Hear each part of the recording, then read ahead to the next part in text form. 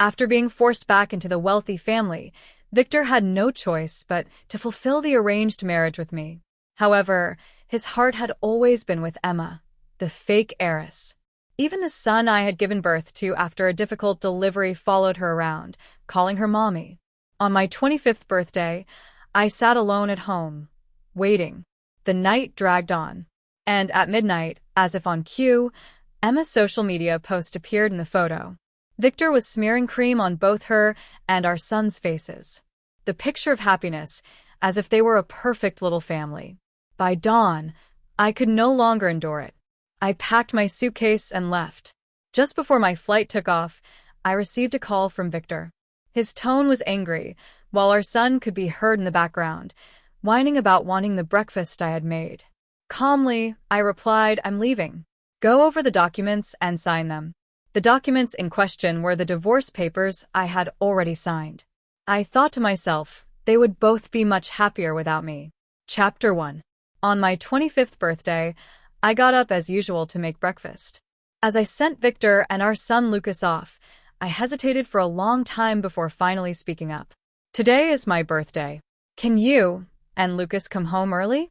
I knew full well that today was also the birthday of his first love. Emma asking Victor to choose between us was akin to humiliating myself, but I couldn't help it. When the doctor issued the critical condition notice, my grandmother, frail and worn, wiped away my tears and softly whispered, "Don't cry. My dear, I promised I'd stay until your birthday. Grandma won't leave before then." I hurried over to the car window before they drove off.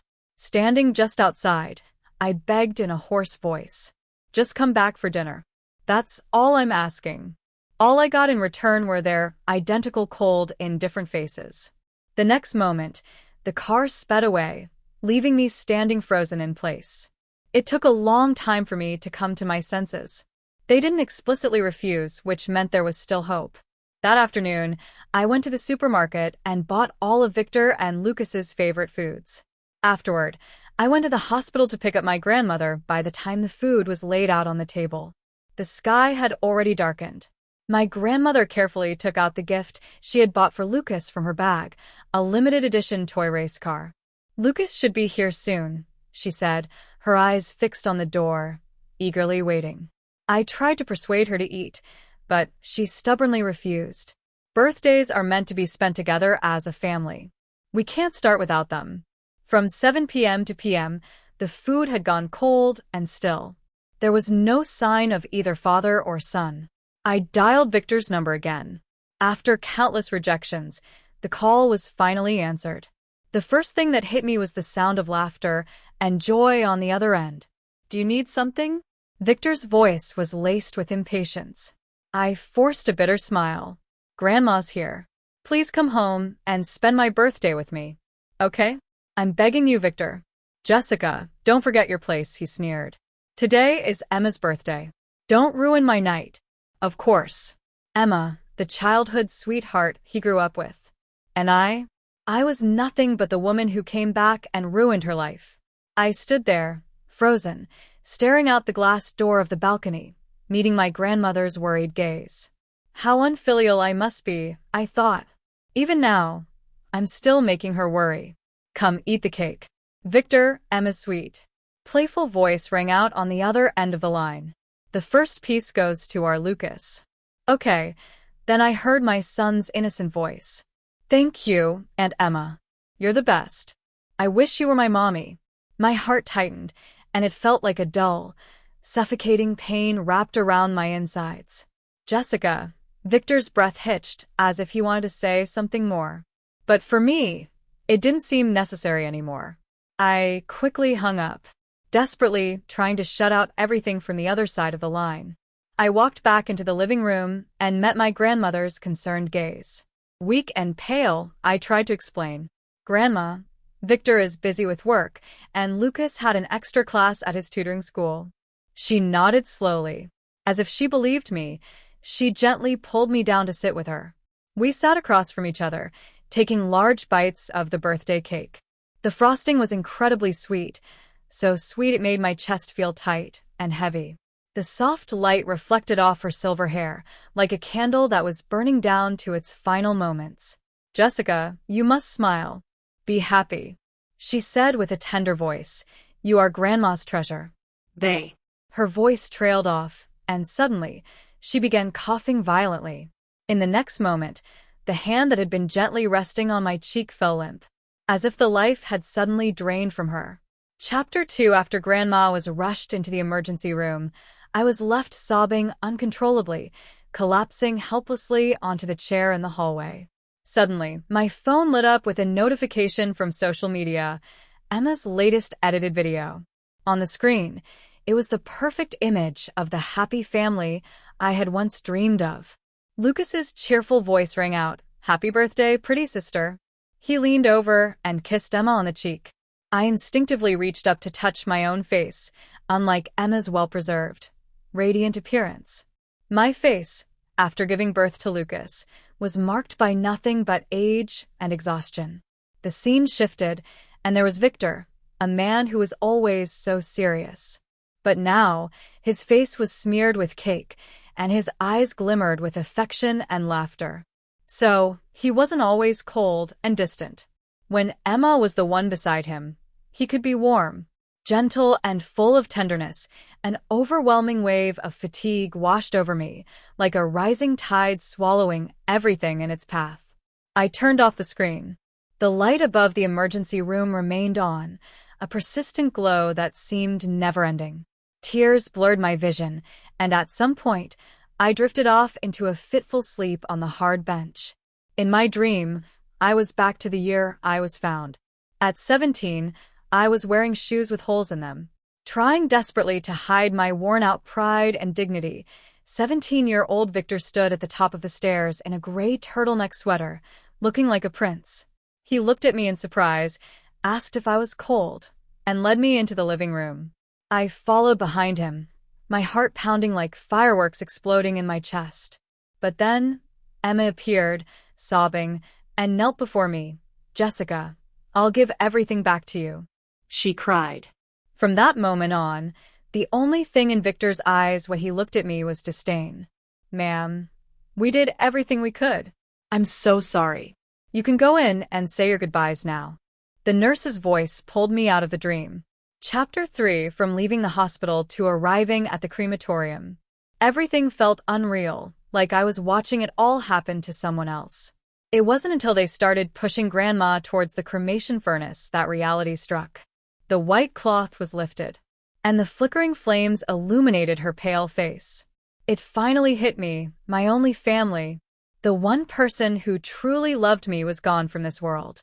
Someone who had been so present in my life, now reduced to a small box of ashes. I walked out, numb, clutching the box to my chest. When I got home, the housekeeper looked at me, startled for a moment. "Ma'am, why are you back?" "Didn't Mr.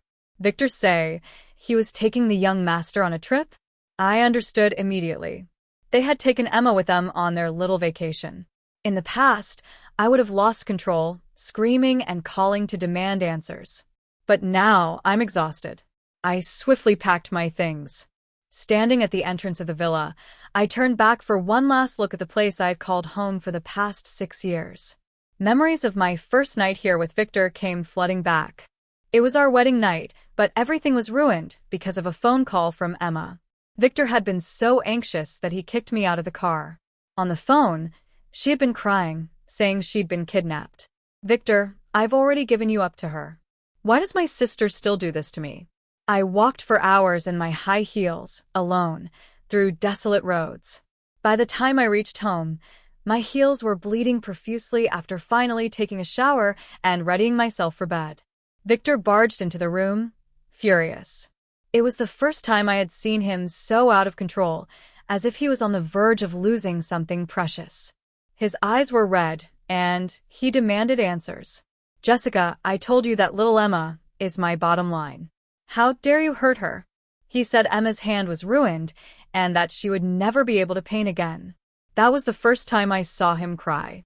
And that night he forced me under him, moving over me like a machine, devoid of any affection. We were doing something intimate, yet my heart was torn apart, leaving nothing but pain. He refused to kiss me, avoided my face and lips, sinking his teeth into my collarbone as if he wanted to devour me. "Isn't this what you wanted? To be my wife? Is this enough?" His dark eyes, so close, were filled only with disgust and clarity. The way he looked at me then was exactly how he looked at me the year I was brought back into the family, a look that made me feel utterly exposed and humiliated. The sound of a car horn snapped me out of my thoughts. The rideshare driver was waiting. Chapter 4. The train sped forward, and the scenery outside the window rushed past in a blur. After eating a few cups of instant noodles and sleeping for 2 nights, the train entered the western region. Vast green fields stretched out, with herds of cattle and sheep occasionally running by. When I was little, Grandma used to lull us to sleep with stories of her youth in the Northwest. Now, I was finally bringing her back home, where she could rest in peace. As I was pushed along by the crowd while disembarking from the train, my phone rang. It was Victor. I figured he must have finally returned from his vacation and remembered me. His voice was calm on the other end. "Where are you? We should get a divorce." I didn't answer his question. I only made my request. "What are you talking about?" His voice wavered for a moment. Surprised. He probably thought I was joking. After all, in the past, whenever he mentioned divorce, I was the one who would break down in tears, begging him to stay. But back then, I was only holding on for Grandma's sake. "Grandma is gone, and none of this matters anymore, Jessica. Haven't you had enough? Lucas's stomach hurts, and he's asking for the porridge you made." He changed the subject, his voice full of impatience. I could almost picture him on the other end, frowning with a stern expression. I said, "Let's get a divorce." "Jessica, do you really think this will get attention? It's just a birthday, isn't it? I'll make it up to you." "All right." See, after 6 years together, even now, Victor still treats my departure like a joke. There's no need. The divorce papers are already signed and on the desk in the bedroom. I stated everything calmly. He finally realized I wasn't joking, and he let out a cold laugh. "Jessica, don't forget about the prenup. If you keep this up, you won't get a single penny." Oh, right. Victor has always thought he could control me because he believes I love money. In the past, whenever he warned me, I would humbly apologize and back down. But now Grandma is gone. What good is that money to me? In the past, I naively believed I could move him. I exhausted all my energy trying to warm his heart. I tolerated his excessive behavior for the sake of our child, making excuses for him over and over again, suppressing the bitterness in my heart. But not anymore. Neither of them, father and son, are worth my compromise. I couldn't be bothered to argue with him further and hung up the phone. The world was finally quiet, with only the occasional voice messages from my son. His tone went from commanding at first to softening and eventually to a teary voice. "Mom, what are you doing? Dad is already working so hard. Mom, when are you coming back?" I glanced at the messages and deleted them all. As for Victor, I knew he was waiting for me to regret and beg him to take me back. But why would I regret it? After leaving them, I felt like I had been pulled out of stagnant water, full of life again. In the following months, I taught children to read in a small village school. Before I knew it, it was New Year's. The village chief invited me to his home to make dumplings with the children. Despite the scarcity of resources, they slaughtered a pig and brought out their most precious things to treat me. Amid the children's laughter, the phone rang, vibrating in my pocket. It was Victor, Chapter 5. I answered, and there was silence on the other end for a long time. A dry, hoarse voice finally came through the phone. "Happy New Year." The sound of fireworks drowned out his voice. Just when I thought the call had been disconnected, the man spoke again. He cleared his throat, sounding somewhat uncomfortable. "Grandfather wants to see you. Didn't you tell Grandpa about our divorce?" I asked in return. "Jessica, the company is about to go public. Can't you think about the bigger picture? So that's how it is?" "No, I can't. You were the one who said from the start that this marriage was a mistake. Now I don't love you anymore, and I don't want to continue." I spoke decisively.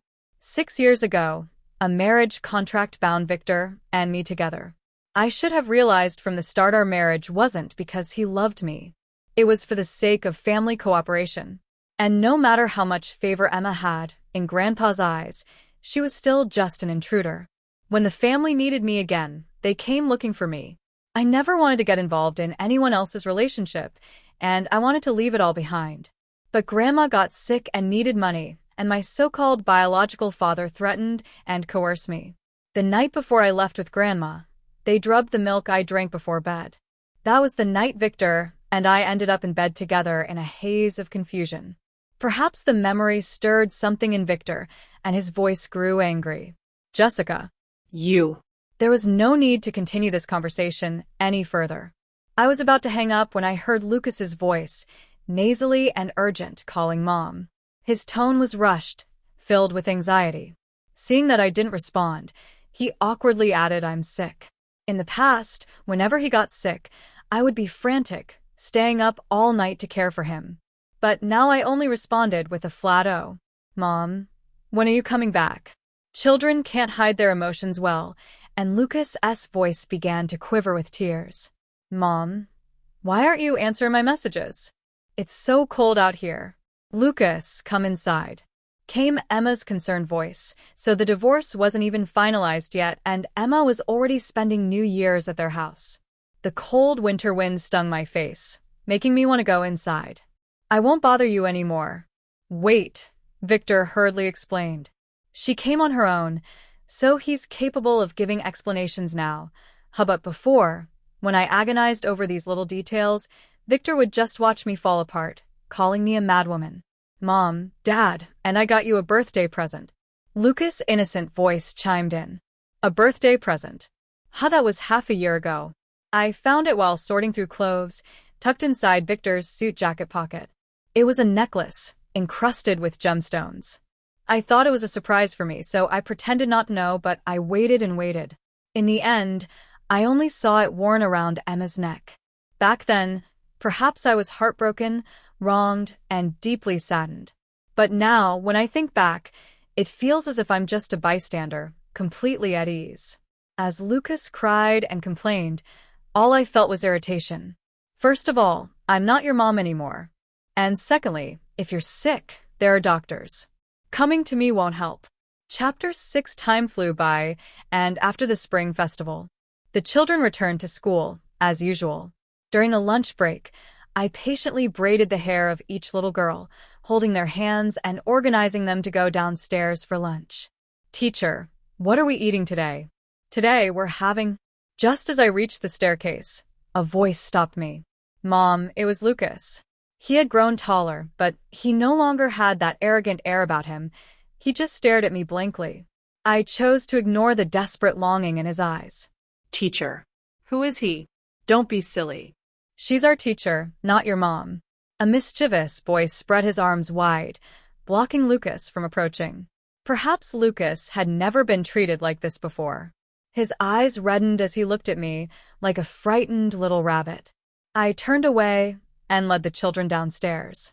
"Is everyone hungry? Let's go eat first." "Yes," after serving food to the last child. I felt a small hand tugging at the corner of my shirt. Lucas rubbed his grumbling stomach and spoke in a pitiful voice. "Mom, I'm hungry." "If you're hungry, go eat something." For a child to come all this way on his own, Victor had to know. So, I continued singing nursery rhymes with the children and soothing them to sleep. During this time, Lucas stubbornly stood by the door. It wasn't until one of the children had a nightmare and woke up crying that I hurried to hold and comfort him. "Don't be afraid. It's just a bad dream." But Lucas rushed over and pushed the child out of my arms. It was the first time I had seen him behave so poorly and emotionally.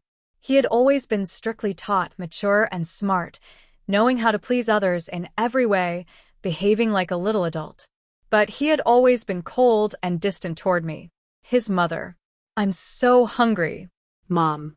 He raised his voice and repeated himself, afraid he would wake the sleeping children. I walked over and handed him a bowl of porridge. Lucas's eyes immediately lit up. He took it and started eating quickly with big spoonfuls. But in the past, no matter how much love and care I gave him, it was all ignored.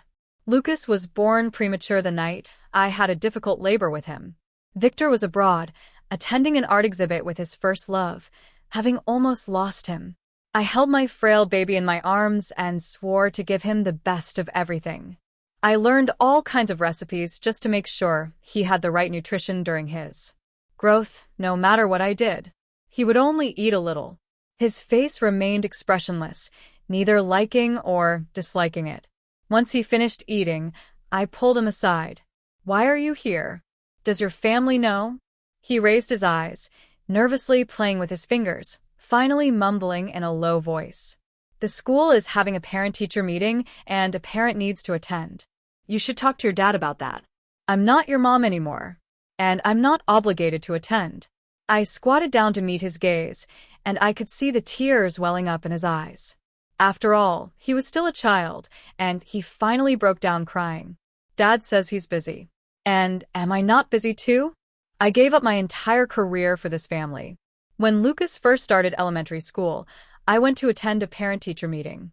The moment he saw my unadorned face, his expression immediately darkened at the end of the day. He endured the mocking gazes of other kids as he pulled me toward the door, frowning with those eyebrows that were strikingly similar to Victor's. He showed the same disgust. "All the other moms are so beautiful. What else can you do besides cooking at home? You really embarrass me." That look, it was identical to how my biological parents sized me up when I first returned home, wearing rough, cheap clothes. It was exactly like that time I first went to a Western restaurant with Emma. She acted spoiled, and Victor naturally cut the steak for her, handing it over with a loving smile. Two worlds separated by one table, awkward and clumsy. I tried to copy him, using the knife and fork with all my might to cut the steak, but with the wrong posture and too much force, there was stubbornness in my heart. He wiped the corner of Emma's mouth, then happened to look up. Just that one glance, it was like a balloon being pricked, and all my forced strength deflated into embarrassment. The plate overturned, sauce dripping everywhere, a complete mess. Victor handed me a napkin. I made an excuse to go to the restroom. Just a few steps away, I heard Emma's tearful voice, like an anxious little rabbit.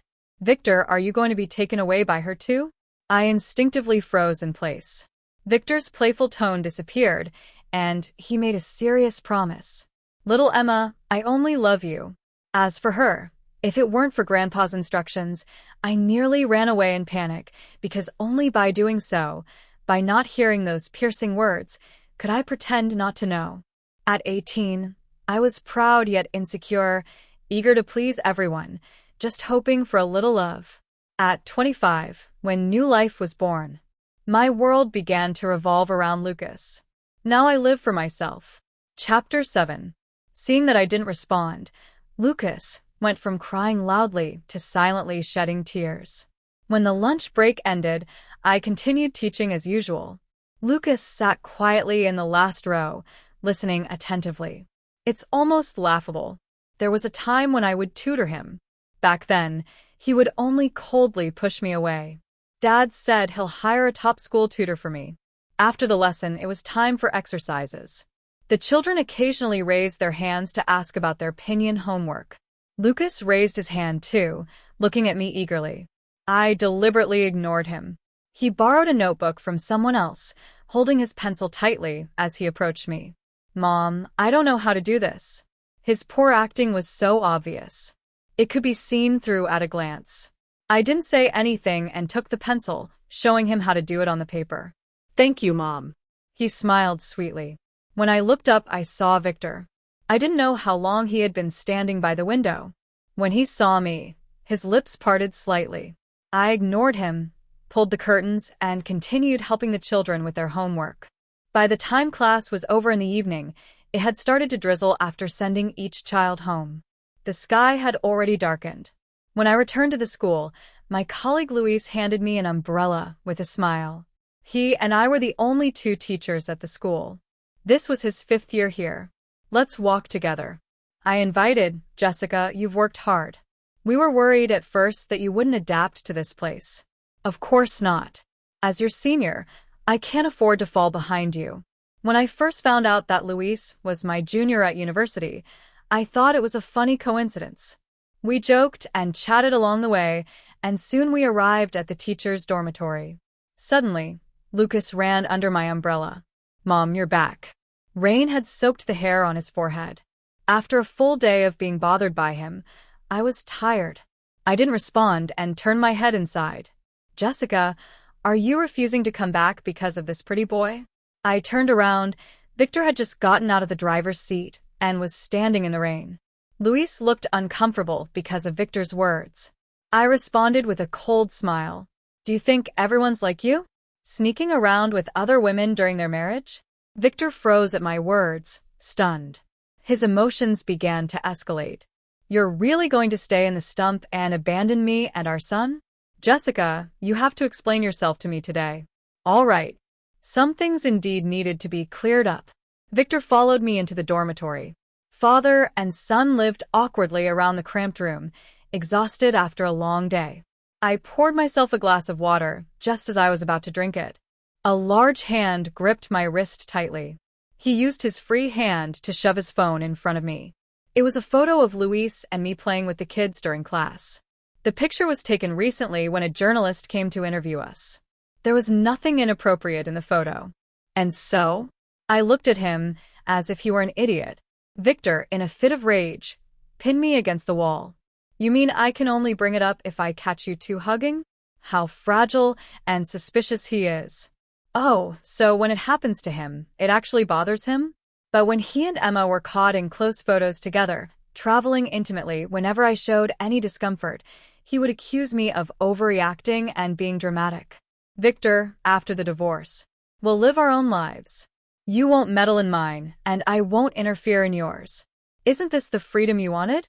He glared at me, his eyes bloodshot. In the next moment, he flipped me onto the bed, pinning me down. My ankle was touched. He pulled a Band-Aid from his pocket and carefully applied it to the back of my heel. His movements were quick and precise, so much so that it left me momentarily dazed. "You were hurt at this distance." I could smell the scent of his clothes. The pine-scented cologne tickled my nose, making me sneeze. "Are you sick?" he asked, genuinely concerned, but it was like talking to a wall. We were together for 6 years, and every time I asked him to change his cologne due to my allergies, he ignored me because Emma liked it. Victor never changed it. So now I didn't need the superficial concern either. Get out after kicking them out. I finally got a good night's sleep.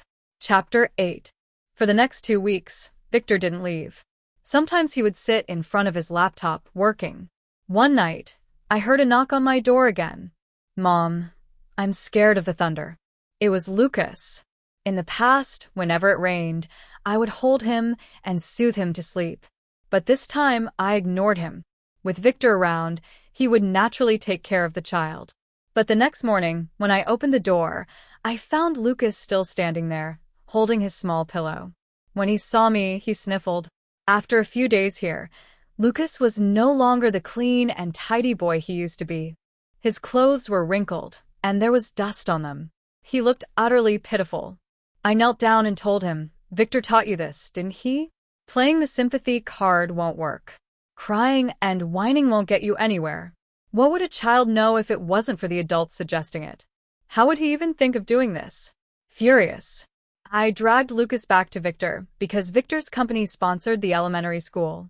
He was quite popular here. The village chief arranged for him to stay in the best house.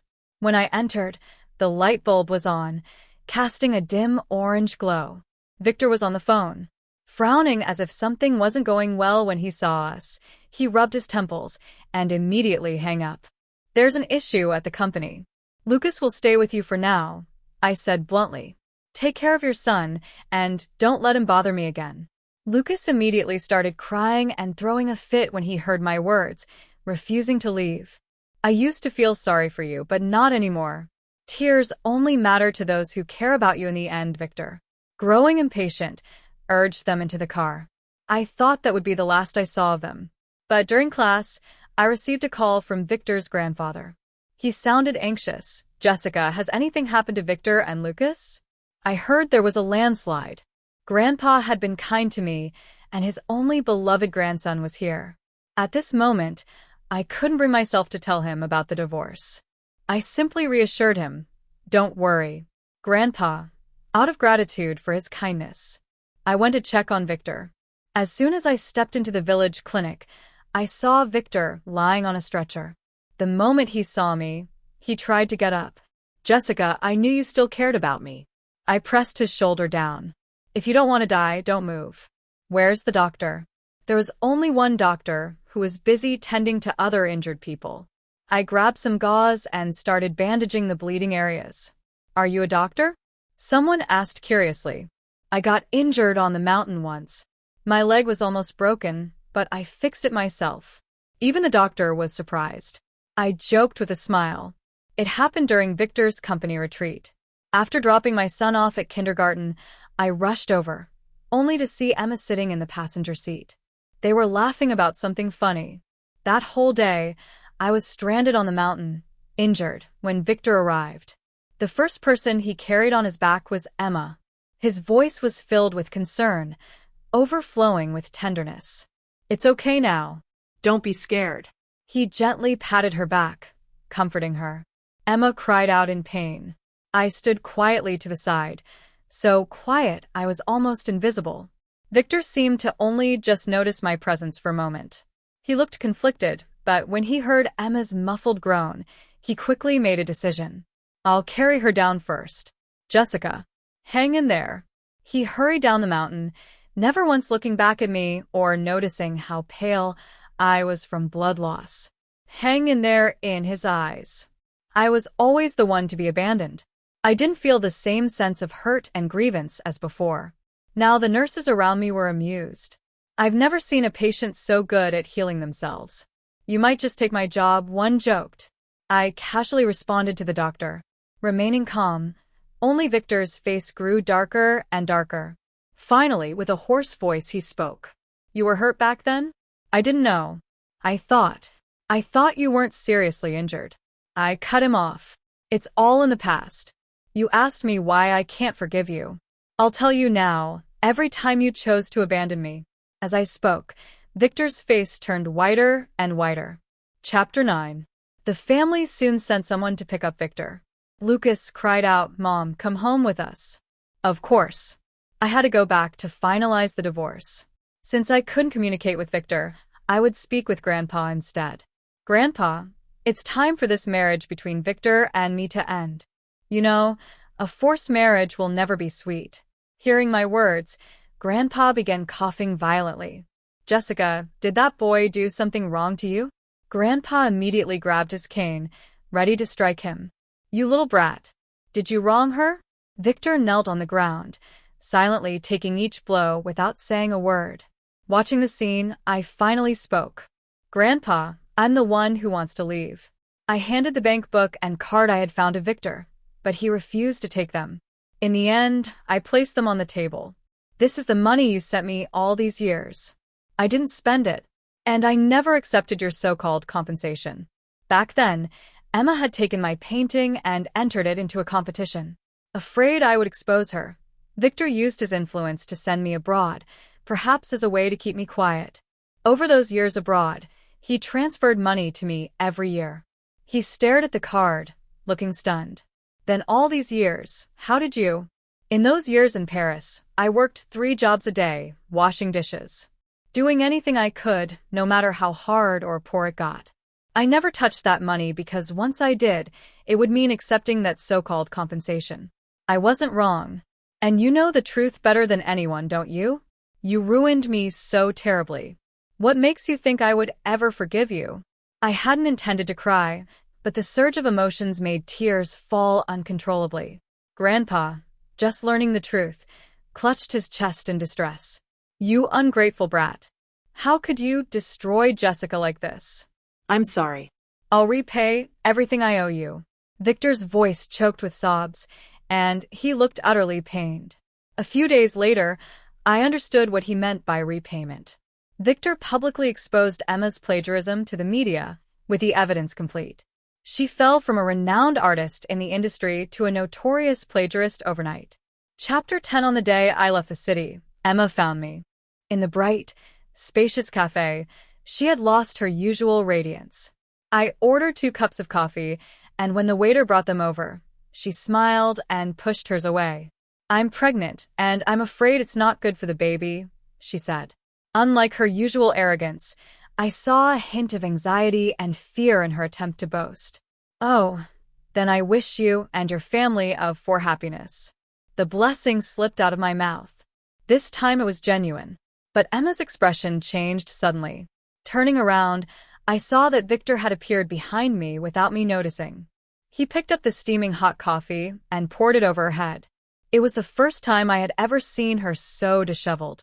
"Victor, how can you do this to me for her?" She was in such pain, unable to understand why the man who once unconditionally adored her had vanished overnight. After Emma ran away crying, Victor called after me. "Jessica, the child she's carrying isn't mine. She's lying. There's nothing between us." He went on and on, trying to explain. I glanced at my watch. "I have a flight to catch. I'm leaving.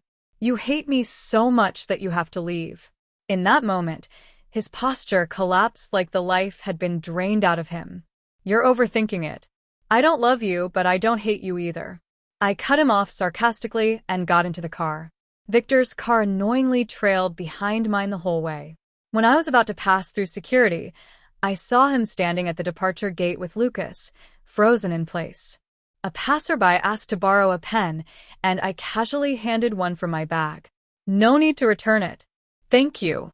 He rushed off, excited, and hurrying to catch his flight. Victor's expression darkened, because that pen had once been a gift from him. It was back when he was going abroad to attend a summer camp. The traffic was terrible, so I got out of the taxi and ran the rest of the way. Sweat drenched my back. I saw my reflection in the glass. My first attempt at makeup was now completely ruined. Emma, looking polished and flawless, walked over, glancing at my disheveled appearance. "Why are you just getting here?" "The flight was moved up." "Didn't Victor tell you?" Urged by his grandfather. Victor handed me something hastily. It was just a postcard with a few words to Jessica. Victor's expression was awkward, and I knew he hadn't prepared anything for me. I smiled and said, "Thank you. I like it." A flicker of complex emotion crossed his eyes, but I didn't pay attention. What was he upset about? Why does it matter if I give away the pen he casually gave me? As the plane took off and passed through the clouds, everything on the ground became small, just like the past. Now left completely behind. Epilogue. After Jessica left, Victor found her journal in the trash. He realized how she had lived in France all those years. Over time, she had gone from a budding artist to making a name for herself in the art world. Strangely enough, even though Victor had plenty of money and time, he no longer dared to seek her out because she had once said, "Can you please stop bothering me?" The most out of control he ever felt was when he rushed to the mountains overnight, but he lingered at the door. Watching as she laughed and smiled at someone else in a way she had never smiled with him, a happiness she had never had around him. She had painted her experiences there and sold the paintings, donating the proceeds to the children in the mountains. He was the buyer behind the scenes. The village chief had once invited him, saying they wanted to thank him. That day, Victor nervously waited, but when he saw her walking out alongside Luis, he cowardly ducked back into the car. "Where's the buyer?" he heard her ask. "He just left," the village chief explained. Outside, the wind and rain were heavy, the air misty. As Lucas grew older, he continued to write letters to her relentlessly. The mountain roads were long, and it took a month for them to be delivered. He would share his life with her. "Mom, I'm doing my homework well. Mom, I started learning piano today." His handwriting evolved from clumsy and crooked to neat and tidy. But not once did he receive a response. The night before Jessica's art exhibition in France, Victor canceled all his meetings. It was an important negotiation, and even his friends called him crazy. He simply asked his secretary to book 2 plane tickets. He and Lucas flew to Paris overnight. It was a snowy day. The street lights flickered on. The man stood silently in the snow, covering the boy's mouth. They were standing in the corner, facing the glass window. Inside was the painting depicting a family of three, all smiling brightly. So this is how it was. So this is how it is. His heart felt like it had a gaping hole, with a blizzard sweeping through it. From then on, the person he loved was gone, like the morning clouds, never to be found again.